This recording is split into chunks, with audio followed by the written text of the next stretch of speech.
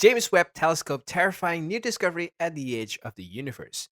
Hello and welcome back to Bite Me. Before we start, I would like you to hit that red subscribe button so that you never miss out on any of our videos. What do you do when you want to observe something so deep in space that you can never reach? You send a space observation station. NASA has done precisely that by sending the James Webb Space Telescope to deep space so that it can help us see more of our universe. One of the places the Space Telescope will be pointed at is the very edge of the universe. The finding at the edge of the universe promises to be scary. What will the telescope see at the edge of the universe? Will it be able to see the edge of the universe, and how does it affect you personally?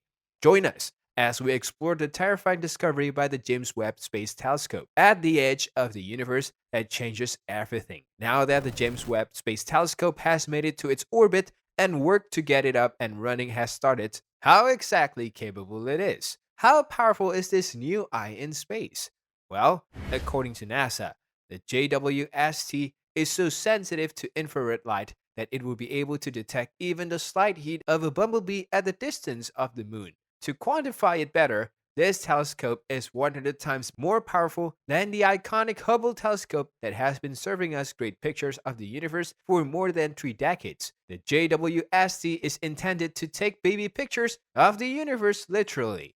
Sure, the Hubble can take breathtaking photos of space, but it has its limits. For instance, it hasn't allowed scientists to see the first galaxies form after the Big Bang. Webb will change that because it will be acting like a giant time machine. It's like we have this 14 billion years old story of the universe, but we are missing that first chapter. The JWST will capture light that has been traversing the cosmos for as long as 13.5 billion years, extending our views of the universe several hundred million years earlier than Hubble. What makes the Webb telescope so powerful? Part of it is the giant primary mirror, 6.4 meters in diameter. It comprises 18 smaller segments that must align perfectly. The segments are covered in a gold coating so thin that a single strand of human hair is 1,000 times thicker. The less than 2 ounces of 24 karat gold reflect infrared light better than other metals. Infrared is just outside the visible spectrum of what humans can see. Actually, the mirrors are not solid gold,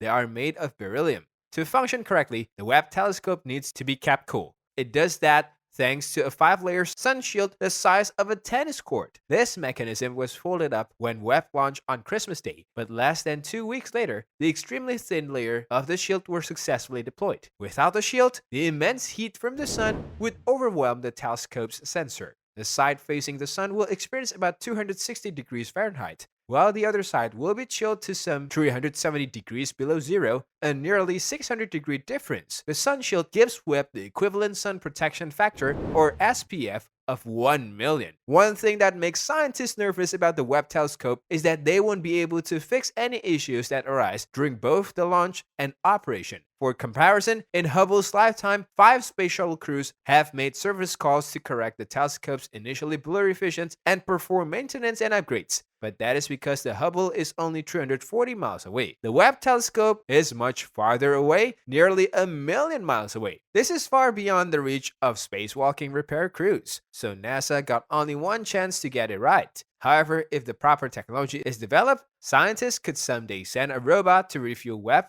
extending its life. Speaking of fuel, NASA initially thought the telescope would last only 10 years, but thanks to an efficient launch, there's enough fuel left to power the JWST for 20 years. For now, scientists are eagerly awaiting Webb's first photos, which will arrive this summer. After that, the JWST will settle down to work. It will help to investigate the nature of dark energy in the universe and understand the nature of these very old objects. It will also help to search if there's another Earth out there among the distant exoplanets that litter the universe. Interestingly, the JWST has started proving its worth almost $10 billion even before taking its first photo. Northrop Grumman, which built the telescope's mirror, had to cover new ground because a precise mirror had never been created. The technology the company invented is now being used by eye surgeons. They also developed stuff on the computer level.